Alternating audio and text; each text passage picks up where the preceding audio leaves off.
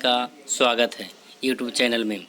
आज का एक्सरसाइज 58 जो 80 वर्ड पर मिनट के हिसाब से लिखाया जा रहा है। रेडी, लासिडी एंड स्टार्ट। महोदय, पहले विश्व युद्ध के बाद जितने पूंजीवादी देश थे वे करीब करीब खत्म हो करके सिर्फ 4 देश रह गए थे जो नाम गिनाने लायक थे। ब्रिटेन, जापान, अमेरिका और फ्रांस, ये 4 राष्ट्र थे। लेकिन दूसरा विश्व युद्ध समाप्त होने के बाद सब देश इतने कमज़ोर हो गए कि दूसरी श्रेणी में आ गए। सिर्फ एक अमेरिका रह गया।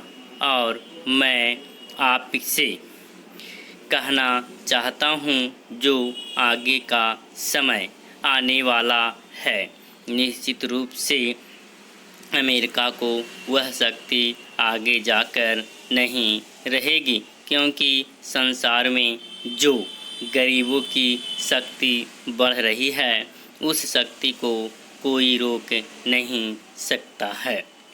कोई पार्टी या सरकार बीच में जाकर भले ही कुछ देरी लगाए, कुछ गड़बड़ी फैलाए, लेकिन उस शक्ति को आगे बढ़ने से रोक नहीं सकते। यह बात निश्चित है।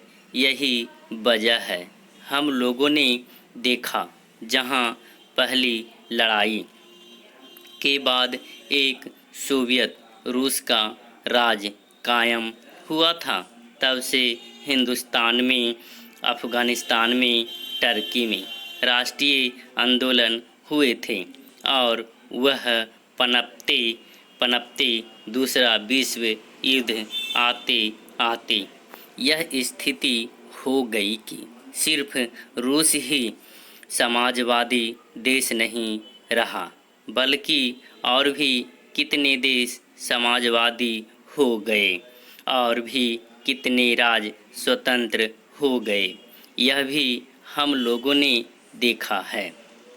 मेरे कहने का मतलब यह है कि दोनों शक्तियों के टकराव में जो गरीबों की शक्ति थी, मजदूरों की शक्ति थी, काम करने वालों की शक्ति थी और दूसरी पूंजीवादी शक्ति थी, उसमें जो कमज़ोर शक्ति थी वह कमज़ोर होते हुए भी आगे बढ़ रही है। इसलिए कहा जा सकता है कि अमेरिका की शक्ति का भी ह्रास होगा। और अभी जो घटनाएं अंतर्राष्ट्रीय क्षेत्र में हुई है वे इस बात का प्रमाण है कि उनकी शक्ति दिनों दिन कम हुई है। लेकिन यह भी सही है कि इसमें रूस का भी हाथ है। रूस ने इधर बांग्लादेश के समय या उसके पहले भी और इस वक्त भी, यानी इजराइल और अरबों के युद्ध के समय भी जो भूमिका अदा की, उसमें रूस ने अच्छा काम किया। इस बात को हम मानते हैं।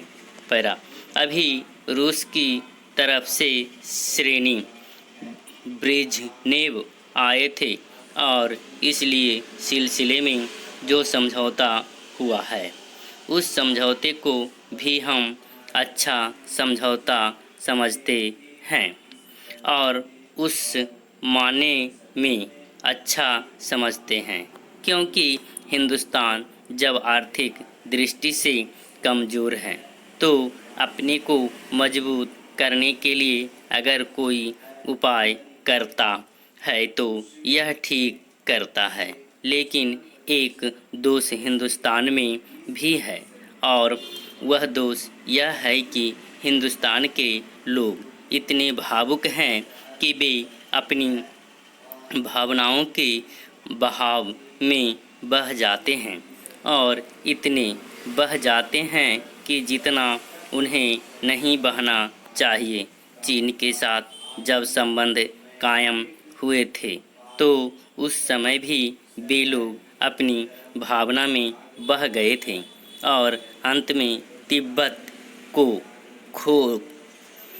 खो दिया, जो हिंदुस्तान के लिए पीछे एक सिरदर्द का कारण बन गया है। अभी और इसके पहले भी दोनों सरकारें संगठित थी।